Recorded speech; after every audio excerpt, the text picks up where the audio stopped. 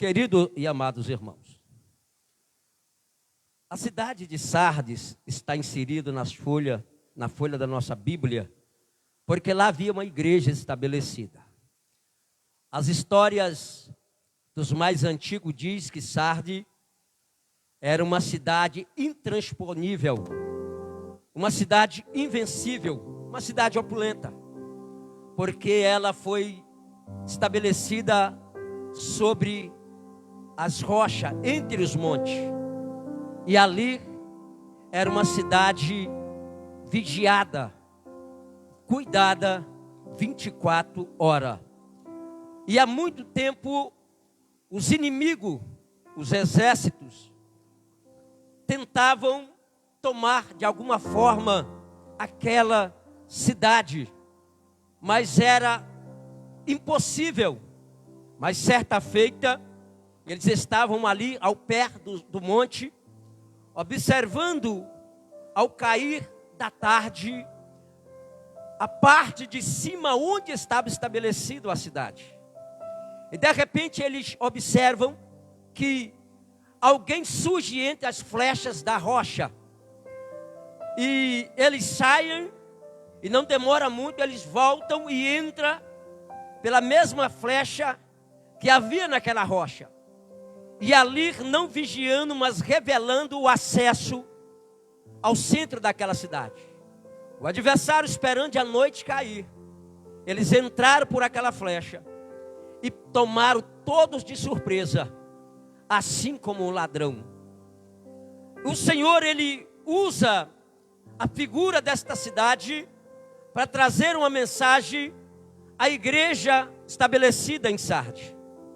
Quando nós lemos o capítulo de número 3 e o versículo de número 1, nós vamos encontrar o próprio Jesus nos revelando a natureza daquela igreja, nos revelando a atuação e nos trazendo o entendimento que era uma igreja ativa.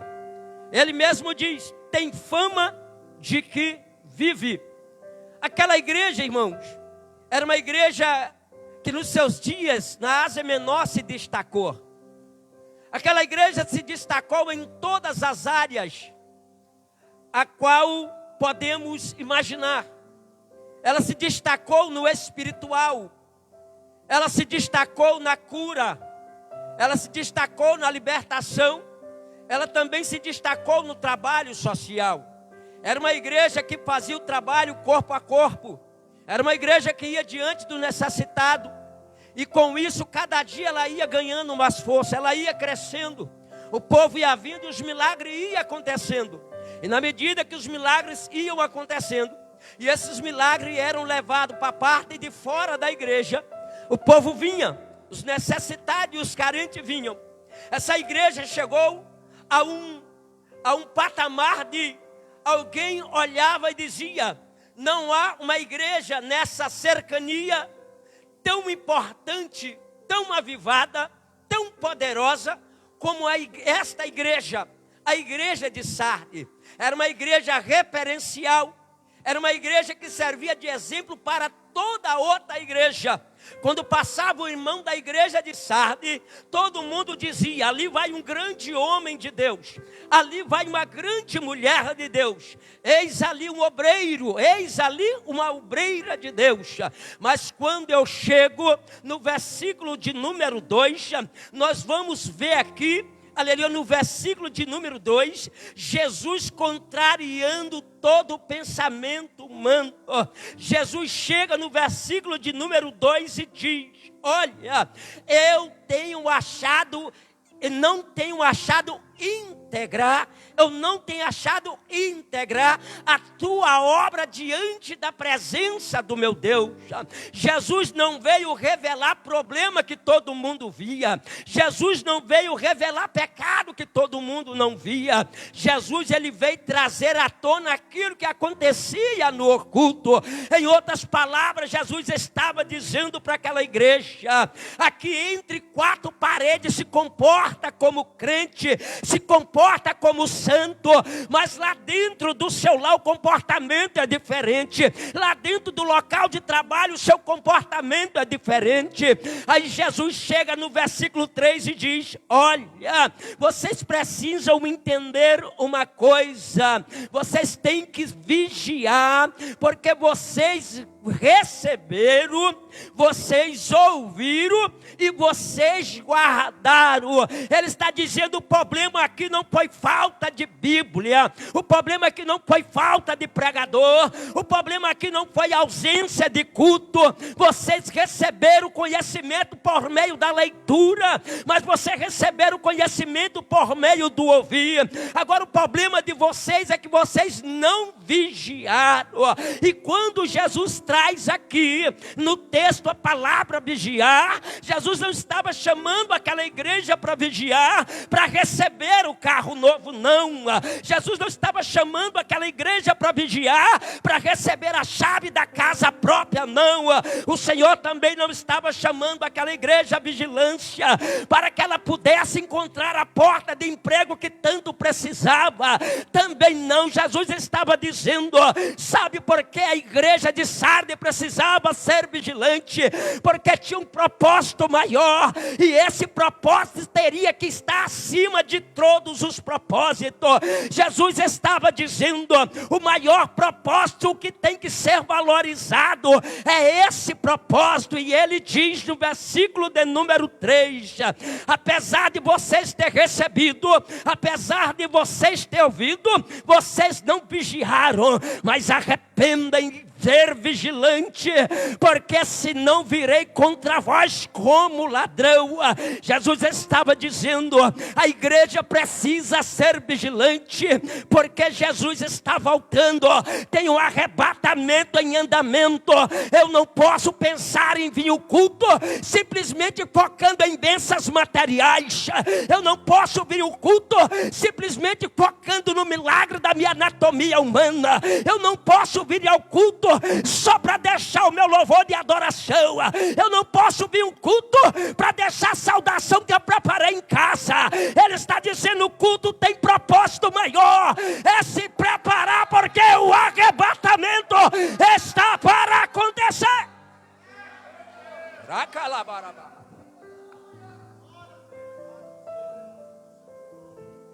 A gente cria um culto na mente em casa. E o vídeo diz: vai para onde, bênção? Vou buscar o meu milagre.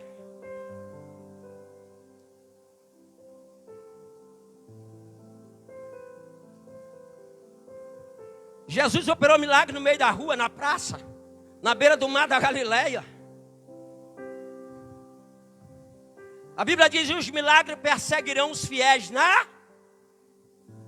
Não precisa ser aqui. Você pode receber o milagre em qualquer lugar que você tiver, basta ser fiel. Nós temos que tirar isso da mente de vir buscar milagre. É o milagre que tem que correr atrás de você. É o milagre que tem que ir atrás de você. Eu vejo pessoas contando testemunho dizendo: rapaz, essa manhã eu acordei, quando eu abri o WhatsApp estava a mensagem: dá uma olhada aí na tua conta e vê como é que ela está aí. A bênção chegou, a bênção alcançou. Você não vai precisar mudar de bairro, de rua e nem de casa. O milagre te acha lá. O segredo é ser fiel.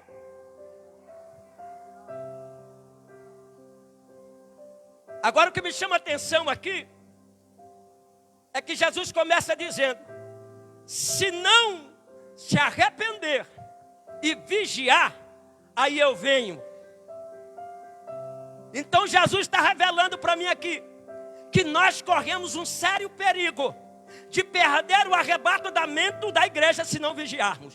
Ele está dizendo aqui, quando ele diz eu venho, ele está dizendo: eu não estou mais na terra. Lembra de Atos dos Apóstolos, capítulo 1, versículo 9? Eis que ele foi surgido entre as nuvens, e os varões ficaram com os olhos assuntos ao céu. Mas a mensagem chegou para os varões dizendo: porque estão aí parados com os olhos assuntos ao céu? Esse Jesus que dentre nós foi tirado e recebido em cima, assim como viste, ele vai voltar. Jesus está dizendo: olha, é necessário que vocês andem em vigilância, porque eu não estou mais na terra, o meu tempo da terra já passou, eu estou em cima. E eu estando em cima, a qualquer momento eu posso descer.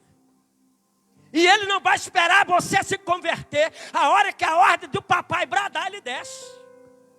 Ele não vai descer no meu tempo, presbítero Romildo. Não, ele não vai descer a hora que eu quero que ele desça. Ele vai descer no tempo de Deus. E quando Deus determinar, quem tiver em vigilância vai, quem não tiver fica. Aí ele vai dizer, eis que eu venho como ladrão. E ele vai usar João. E João vai transmitir a figura do ladrão para nos revelar, aleluia, as multiformas em que ele há de se manifestar. Porque o maior propósito da vigilância aqui, irmão, não é para bênção, é para arrebatamento. É para arrancar, para roubar, para tirar o homem da terra. Eu não preciso ser vigilante para receber milagre, eu preciso ser fiel, que nem o próprio texto diz. Agora eu tenho que ser vigilante nas ações, nas atitudes, nas palavras, no comportamento. Porque eu posso ser surpreendido. E é por isso que João vai trazer aqui a figura do ladrão para nos revelar a multiforma em que ele há de se manifestar e o motivo da preocupação dele com a nossa falta de vigilância. Ele falou comigo, hoje tu vai pregar para a igreja ser mais prudente, ser mais vigilante. Porque o tempo passa, há um desgaste espiritual. A gente perde a esperança e chega a acreditar que arrebatamento não existe mais, existe. Porque ele mesmo disse, passará o céu e a terra, mas a minha palavra ela permanece. Ele está dizendo, não sou homem para que minta, nem filho do homem para que se arrependa. Se eu deixei registrado em João 14, e versículo 1, 2 e 3, que eu subi para preparar lugar, mas que eu vou descer para buscar a igreja que eu comprei na cruz, eu vou cumprir com a minha palavra, eu vou descer. A minha palavra pode não cumprir, mas a dele se cumpre. Então João vai trazer a figura do ladrão, irmão, para nos orientar. Porque toda vez que o ladrão ele entra em cena para roubar, tem tudo a ver com o arrebatamento da igreja. João aqui ele vai fazer uma comparação extraordinária para nos mostrar as maneiras em que o arrebatamento vai acontecer. E a primeira coisa que eu destaco aqui, que tem tudo a ver do ladrão roubando com